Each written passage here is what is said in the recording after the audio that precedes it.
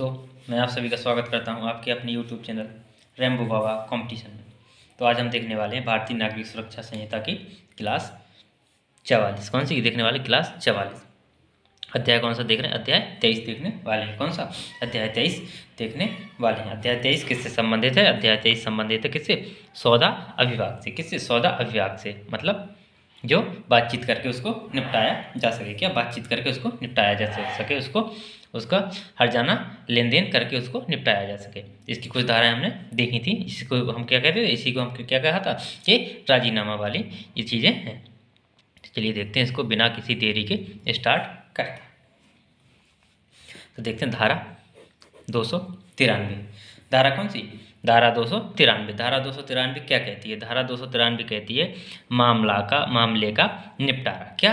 धारा 293 कहती है मामले का निपटारा। इसका कैसा निपटारा? तो इसमें जो कैसे होते हैं, जो मामले होते, जो अभी क्या ऊपर जो धारा 292 291 में जो मामले निपट रहे थे, जो मामले को निपटाया जा रहा था, कैसे? बातचीत करके। किसके द्वारा? कोर्ट के द्वारा। बातचीत कोर्ट के द्वारा पहले से क्या उसमें एक याचिका या एक वो क्या करना पड़ता था? एक एप्लीकेशन देना पड़ता था। क्या? एक एप्लीकेशन देना पड़ता था। क्या? तो उसमें क्या होता था? उसमें कोर्ट क्या करता था? मदद करता था। तो उसी मामले में क्या, उसी मामले को निपटारा। तो उसी मामले को निपटाने के लिए कैसे समाधान पूर्वक उसको, किसी मामले को क्या समाधान पूर्वक, जो अगर उसको समाधान करना है तो न्यायालय उस, मान लीजिए किसी मामले का क्या समाधान हो चुका है, इसमें क्या जो मामले का समाधान हो चुका है, तो उसका जो न्यायालय है, कौन जो न्यायालय है उसमें क्या करेगा? कौन? इसमें न्यायालय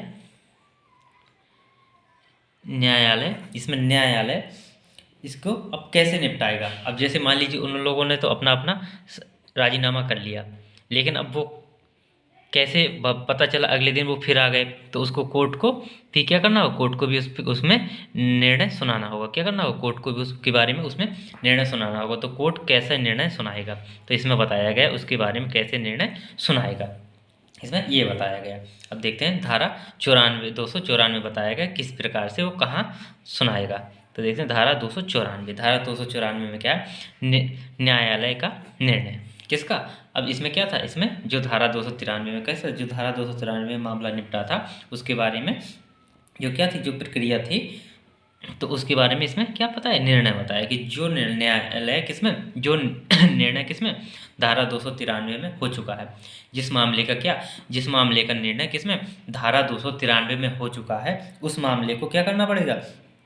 उस मामले को किसके, जो न्यायालय होगा उसको भी क्या करना पड़ेगा? उसको भी न्यायालय को भी सुनाना पड़ेगा। उस मामले में निर्णय किसको? न्यायालय को भी सुनाना पड़ेगा। और न्यायालय कैसे सुनाएगा? कहाँ सुनाएगा? न्यायालय किस तरीके से सुनाएगा? तो न्यायालय को किस तरीके से? न्यायालय को खुले न्यायालय में सुनाना पड़ेगा। कैसे? खुले न्यायालय में, जहाँ सब लोग बैठे हों। कहाँ? जहाँ सब लोग बैठे हैं। तो कैसे? किसे? खुले न्यायालय में उस निर्णय को क्या करना होगा? खुले न्यायालय में निर्णय सुनाना होगा। क्या सुनाना कैसा होगा जी? सुनाना अनिवार्य होगा। ये क्या अनिवार्य होगा? जो निर्णय हो चुका है, जो लेन देन सौदेबाजी से निर्णय हो चुका है, उस निर्णय को न्यायालय को कैसे खुले न्यायालय में सुनाना अनिवार्य होगा। क्या? खुले न्यायालय में सुनाना अनिवार्य होगा। और क्या करना होगा? और उसमें क्या होगा? जो पीठासीन होगा, कौन? जो पीठासीन होगा उसके क्या, उसके हस्ताक्षर। क्या? उसके हस्ताक्षर क्या होने चाहिए? उसके हस्ताक्षर होने कैसे होंगे? उसके हस्ताक्षर क्या होंगे? अनिवार्य होंगे। क्या होंगे? उसके हस्ताक्षर भी होने कैसे होंगे? अनिवार्य होंगे। उसके बिना हस्ताक्षर के वो निर्णय नहीं माना जाएगा। तो इसमें क्या है? धारा 294 ये बताया गया कि उसको कहाँ पे सुनाएगा और उसके हस्ताक्षर भी होने चाहिए। क्या होने चाहिए? उसके पीठासीन के हस्ताक्षर भी होने चाहिए। तो अब देखते हैं धारा 295। धारा कौन सी? धारा 295। धारा 295 में क्या है, क्या कहती है? धारा 295 कहती है निर्णय का, कौन सा? निर्णय का अंतिम होना। कौन से निर्णय का अंतिम होना और कहाँ का निर्णय अंतिम होना? तो इसमें का मतलब है इसमें कि जो कौन सा, जो न्यायालय इसमें क्या, तो निर्णय इसमें हुआ था, इसमें क्या, जो निर्णय इसमें, जो मामला इसमें समाधान हुआ था, इसमें क्या किया था? इसमें आपस में सुलझाया था। इसमें न्यायालय ने क्या किया था? धारा 294 में न्यायालय ने खुले न्यायालय में निर्णय सुनाया था, और जो खुले न्यायालय में जो निर्णय सुनाया था उसका क्या होगा, इसमें क्या बताया कि उसको वो क्या होगा, अंतिम होगा। वो कैसा होगा, वो निर्णय अंतिम होगा। तो इसमें क्या है, इसमें बताया गया है कि इस धारा के तहत जो भी निर्णय सुनाया जाएगा वो कैसा होगा, वो अंतिम होगा। वो कैसा होगा, अंतिम निर्णय होगा। इसके बाद इस निर्णय के सुनाने के बाद क्या होगा, उस केस की कहीं पे क्या अपील नहीं होगी। क्या अपील, अपील नहीं होगी। क्या होगी, किसी भी कोर्ट में उसकी क्या होगी, अपील नहीं होगी। कुछ इसमें क्या है, कुछ जो विशेष मामले होंगे, कैसे, तो विशेष मामले होंगे उन्हीं की क्या होगी, उन्हीं की अपील हो सकती है। कुछ जो विशेष मामले होंगे उनकी क्या हो सकती है, उनकी अपील हो सकती है। वरना इसके इसके जो इस मामले, इस कोर्ट में जो मामलों का क्या निर्णय सुनाया जा चुका है उसका उसकी उसका संवैधानिक याचिका या अपील कहीं दूसरी जगह पे नहीं की जा सकती। क्या, कहीं दूसरी जगह पे नहीं की जा सकती। तो धारा 295 बताया कि जो निर्णय यहाँ पे सुनाया जाएगा किसमें, जो किस कैसे का, जो खुले न्यायालय में, मतलब कहाँ, खुले न्यायालय में जो निर्णय सुना दिया गया वो क्या होगा, अंतिम निर्णय होगा। क्या होगा, वो अंतिम निर्णय होगा। क्यों होगा, क्योंकि वहाँ वो क्या सबके सामने वो खुले उसमें सुनाया। ये खुला मामला कैसा होता है, एक बाहर बेंच लगा के सब लोग आसपास बैठ के वहाँ पे निर्णय सुनाया जाता है। तो उससे क्या होता है, सब लोग संतुष्ट होते हैं। जब सब लोग संतुष्ट हैं तो बाद में कैसे असंतुष्ट हो गए, इसलिए उसका क्या अंतिम निर्णय माना जाता है कि जब सब लोग उस टाइम पे संतुष्ट थे तो बाद में किसी को दिक्कत नहीं होनी चाहिए, इसलिए उसको अंतिम निर्णय माना जाता है। अब देखते हैं धारा 296।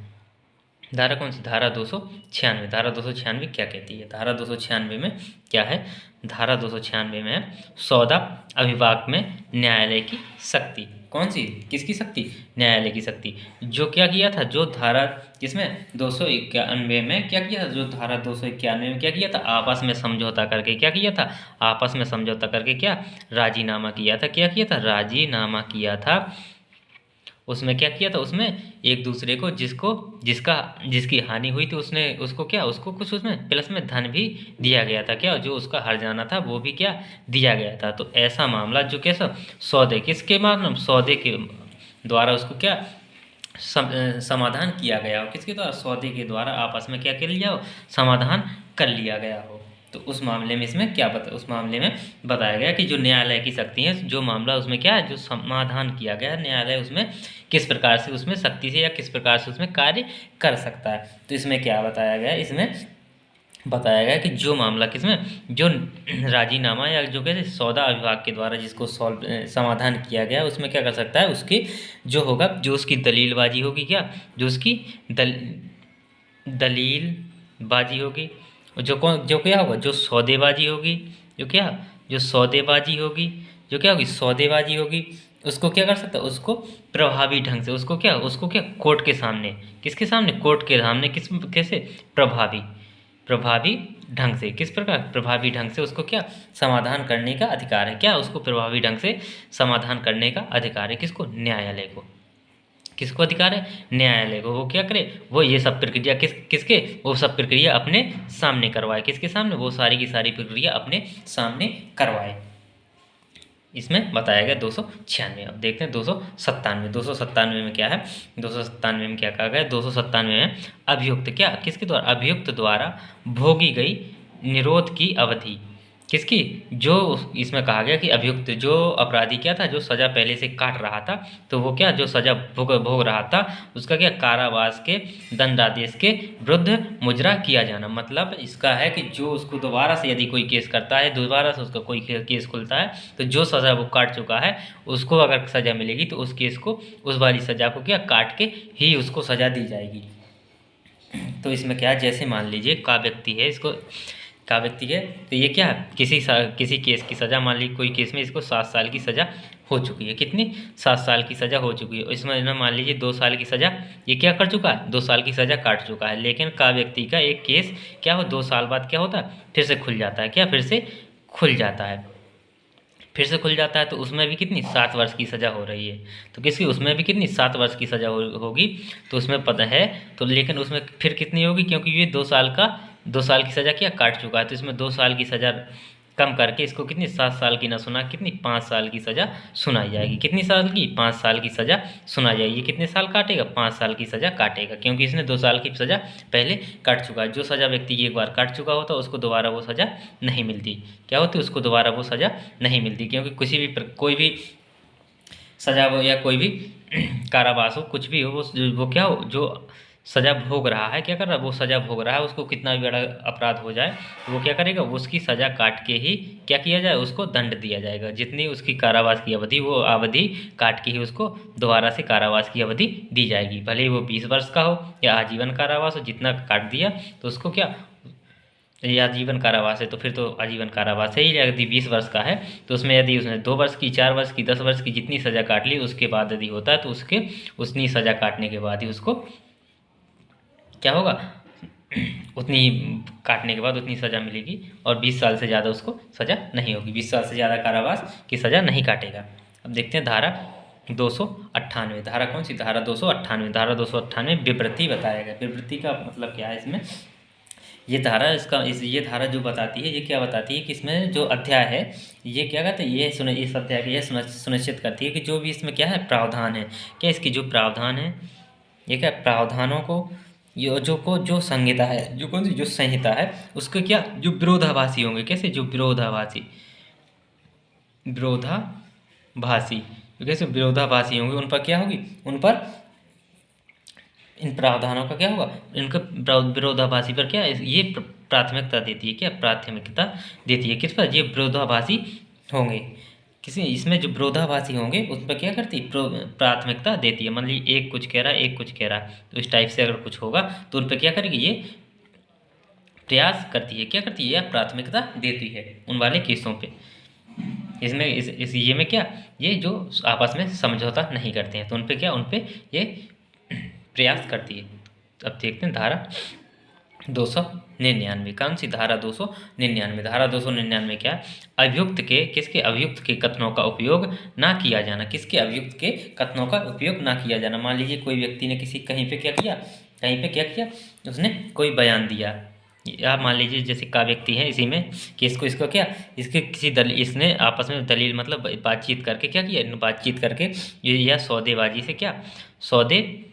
से क्या किया, इन लोगों ने अपना क्या किया, केस सॉल्व कर लिया। क्या कर लिया? केस सॉल्व कर लिया। और केस सॉल्व करने के बाद इन्होंने जज के सामने क्या किया, जो भी बयान दिया, क्या जो भी बयान दिया, क्या किया, जो भी बयान दिया, उन बयानों को क्या किया जाएगा, सिर्फ इसी केस के लिए, इसी केस में माना जाएगा। इसके अलावा किसी अन्य केस में क्या किया जाए, अन्य जगह उनका प्रयोग नहीं किया जाएगा। कि किसके लिए? जिसके लिए इसने बयान दिया उसी में प्रयोग होगा, किसी अन्य जगह नहीं होगा, ताकि कोई रिकॉर्ड करके किसी दूसरे व्यक्ति को फंसा के उसका प्रयोग नहीं कर सकता। क्या कर सकता? उसका प्रयोग नहीं कर सकता। तो ये जिसके लिए दिया उसी के लिए होगा।